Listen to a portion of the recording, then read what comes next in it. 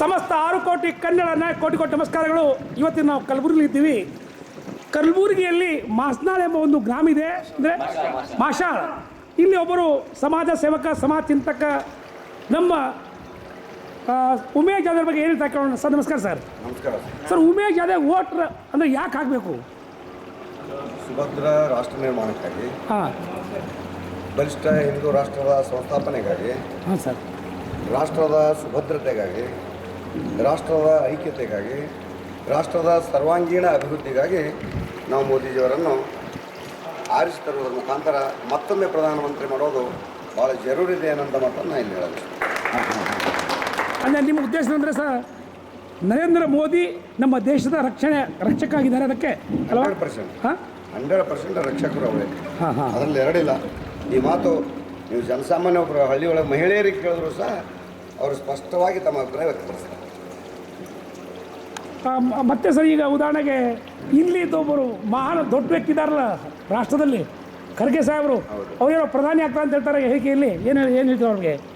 ಅದು ತಿರುಗು ಕನಸು ಕಂಡ ಹಾಗೆ ಅಂತ ನಾನು ಹೇಳಲು ಇಷ್ಟಪಡ್ತಾರೆ. ಮತ್ತೊಮ್ಮೆ ಸಲ ಹೇಳಿ ಸರ್, ಮತ್ತೊಂದು ಸಲ. ಅದು ತಿರುಕ ಹಾಂ ಕನಸು ಕಂಡ ಹಾಗೆ. ಹಾಂ, ಕಾರಣ ಏನು ಅಂತ ಕೇಳಿದ್ರೆ ಅವ್ರು ಒಳ್ಳೆಯವರು, ಅದು ಪ್ರಶ್ನೆ ಇಲ್ಲ. ಹಾಂ, ಅವ್ರ ಪಾರ್ಟಿ ಬಹುಮತನೇ ಬರಲ್ಲ.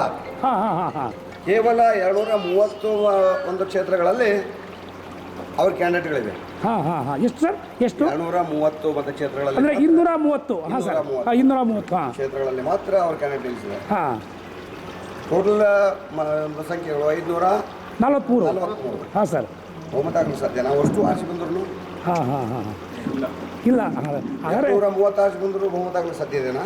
ಚಾನ್ಸ್ ಇಲ್ಲ. ಅದಾದರೆ ಅವರು ಪ್ರಧಾನಿ ಆಗ್ಬೇಕಲ್ಲ. ಹೌದು ಸರ್. ಹಾಂ ಹಾಂ ಹಾಂ, ಅವ್ರ ವಿಷಯ ಕುರಿತಾಗಿ ನಮಗೆ ಒಳ್ಳೆಯ ಅಭಿಪ್ರಾಯ ಇದೆ, ಒಳ್ಳೆಯವರು, ಅದರಲ್ಲಿ ಎರಡಿಲ್ಲ.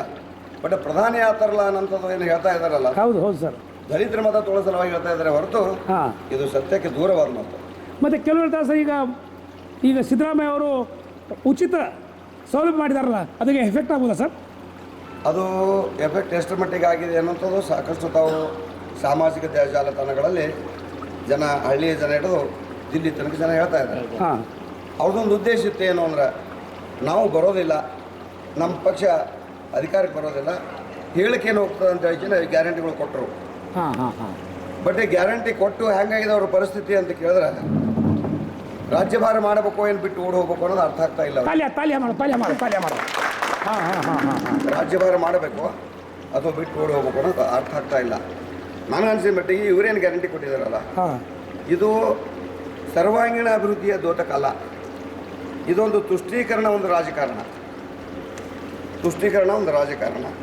ಇದು MP ಎಲೆಕ್ಷನ್ ಆದ ನಂತರ ಇವ್ರ ಕಡೆಯಿಂದ ಮುಂದೆ ಗ್ಯಾರಂಟಿ ಕೊಡೋದಾಗೋದಿಲ್ಲ. ಹಾಂ ಹಾಂ ಹಾಂ ಹಾಂ, ಗ್ಯಾರಂಟಿ ಕೊಡೋದಾಗೋದಿಲ್ಲ. ಕಾರಣ ಏನು ಅಂತ ಕೇಳಿದ್ರೆ, ನಾವೊಂದು ಮನೆ ನಡೆಸ್ಬೇಕಾದ್ರೆ ನಮಗೆ ವರ್ಷದ ಆದಾಯ ಏನದ, ನಾವು ಖರ್ಚು ಎಷ್ಟು ಮಾಡೋದು, ಇದು ತಾಳೆ ಇರ್ತದೆ. ಅಲ್ಲಿ ತಾಳೆನೇ ಇಲ್ಲ, ಬರೋ ಆದಾಯ ಕಡಿಮೆ ಇದೆ, ಗ್ಯಾರಂಟಿ ಕೊಟ್ಟಿರೋದಾಗ ಎಲ್ಲ ಡೆವಲಪ್ಮೆಂಟ್ಗಳು ನಿಂತುಬಿಟ್ಟಿವೆ. ಹಾಂ ಹಾಂ ಹಾಂ ಹಾಂ, ಕರ್ನಾಟಕ ಸ್ಟೇಟ್ ಗೌರ್ಮೆಂಟ್ ಡೆವಲಪ್ಮೆಂಟ್ಸ್ ಏನಿವೆ ಎಲ್ಲ ನಿಂತುಬಿಟ್ಟಿವೆ. ಇದು ಎಲ್ಲರಿಗೂ ಜನಸಾಮಾನ್ಯರಿಗೆ ಗೊತ್ತಿದೆ. ಇವರು ಏನೇ ಗ್ಯಾರಂಟಿಗಳು ಕೊಟ್ಟರು, ಭಾರತ ಒಂದೇ ಒಂದು ನಿರೀಕ್ಷೆ ಮಾಡ್ತಾ ಇದೆ, ಮತ್ತೊಮ್ಮೆ ನರೇಂದ್ರ ಮೋದಿಯವರಿಗೆ ಪ್ರಧಾನಿ ಮಾಡಬೇಕು. ನಾವು ಅವರನ್ನು ಪ್ರಧಾನಿ ಮಾಡಲು ತಡೆಯುವಂಥ ಶಕ್ತಿ ಜಗತ್ತಿನಲ್ಲಿ ಯಾವ ಶಕ್ತಿಗೂ ಇಲ್ಲ. ಇದಿಷ್ಟು ನಾನು ಹೇಳ್ಬೋದು. ಕಾರಣ ಏನು ಅಂತ ಕೇಳಿದ್ರೆ, ನಾನು ಮೊನ್ನೆ ದಿಲ್ಲಿಗೆ ಹೋಗಿದ್ದೆ. ಪೂಜ್ಯ ಮಹಾತ್ಮ ಗಾಂಧೀಜಿಯವರ ಅವರೇನು ಕೊನೆಯ ಹೆಸರು ಹೇಳಿದ್ರು, ನಥುರಾಮ್ ಗೋಡ್ಸೆ ಅವರ ಗುಂಡಿಗೆ ಏನು ಬಲಿದಾನ ಆದರೂ ಆ ಪುಣ್ಯ ಸ್ಥಾನಕ್ಕೆ ದರ್ಶನಕ್ಕೆ ಹೋಗಿದ್ದೆ ನಾನು. ಅಲ್ಲಿ ಆ ಜಾಗದ ಒಂದು ಕಟ್ಟಿ ಇದೆ, ಹೇ ರಾಮ್ ಅಂತ ಬರೆದಿದ್ದಾರೆ ಆ ಕಟ್ಟಿ ಮೇಲೆ. ನಾನು ಇತಿಹಾಸದ ವಿದ್ಯಾರ್ಥಿ, ನನಗೆ ಗೊತ್ತಿತ್ತು. ಆದರೂ ಒಬ್ರಿಗೆ ಕೇಳಿದೆ, ಸರ್ ಇಲ್ಲಿ ಹೇ ರಾಮ್ ಅಂತ ಯಾಕೆ ಬರೆದಿದ್ದಾರೆ? ಅವರು ಪ್ರಾಣ ಬಿಡುವ ಸಂದರ್ಭದಲ್ಲಿ ಪರಮ ಪೂಜ್ಯರು ಹೇ ರಾಮ್ ಅಂತ ಪ್ರಾಣ ಬಿಟ್ಟರು, ಅದಕ್ಕಾಗಿ ಬರೆದಾರೆ. ಅದೇ ರಾಮ ಶಬ್ದ, ಅದೇ ರಾಮ ನಾಮ ಮೋದಿಜಿಯವರ ನಾಲಿಗೆ ಮೇಲೆ ಇದೆ.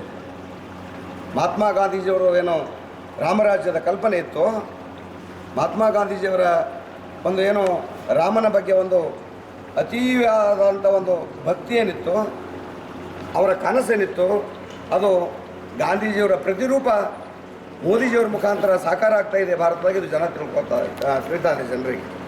ಹೀಗಾಗಿ ಕಾಂಗ್ರೆಸ್ದವರಿಗೆ ನಾವು ರಾಮ್ ಅಂದ್ರೆ ಅವ್ರಿಗೆ ಬೇಜಾರಾಗ್ತಾ ಇದೆ. ಬಟ್ ಆ ರಾಮನಾಮ ಬಂದಿದ್ದೆ ಕಾಂಗ್ರೆಸ್ ಮೂಲ ಪುರುಷರಲ್ಲಿಂದೆ, ಮಹಾತ್ಮ ಗಾಂಧೀಜಿಯವ್ರಲ್ಲಿಂದೆ. ಅದನ್ನು ನಾವು ಅರ್ಥ ಮಾಡ್ಕೋಬೇಕು. ಆ ದೃಷ್ಟಿಯೊಳಗೆ ಎರಡನೇ ಗಾಂಧಿ ಅಂದರೂ ಪರವಾಗಿಲ್ಲ, ಮಹಾತ್ಮ ಗಾಂಧಿಯವರಿಗೆ, ನರೇಂದ್ರ ಮೋದಿಜಿಯವರಿಗೆ ಗಾಂಧೀಜಿಯವರ ಪ್ರತಿರೂಪ ಅಂತ ನಾನು ವೈಯಕ್ತಿಕವಾಗಿ ಹೇಳಲು ಇಷ್ಟಪಡ್ತೇನೆ. ಸರ್ ಇನ್ನೊಂದು ವಿಷಯ ಅಂದರೆ ಈಗ ಈ ನಮ್ಮ ಕರ್ನಾಟಕದಲ್ಲಿ ಸರ್ ಮಿನಿಮಮ್ ಅಂದರೆ 20 ಸೀಟ್ ನಾವು ಗೆಲ್ತೀವಿ ಕಾಂಗ್ರೆಸ್ ಹೇಳ್ತಾರೆ. ನಿಮ್ಮ ಅಭಿಪ್ರಾಯ ಹೇಗೆ ಸರ್? ಕಾಂಗ್ರೆಸ್ ಹೇಳ್ತಾರೆ ನಮ್ಗೆ 20 ಸೀಟ್ ಗೆಲ್ತೀವಿ ಇಲ್ಲಿ ಅಂತೇಳಿ. ಅವರು ಭಾರತದ ಪ್ರಧಾನಿ ನಾವೇ ಆಗ್ತೀವಿ ಅಂತ ಹೇಳೋ ಸಂದರ್ಭದೊಳಗೆ ಹಾಂ ಕರ್ನಾಟಕದ 20 ಸೀಟ್ ಬರ್ತಾವತ್ತ ಅವ್ರು ಹೇಳಬೇಕಲ್ಲ.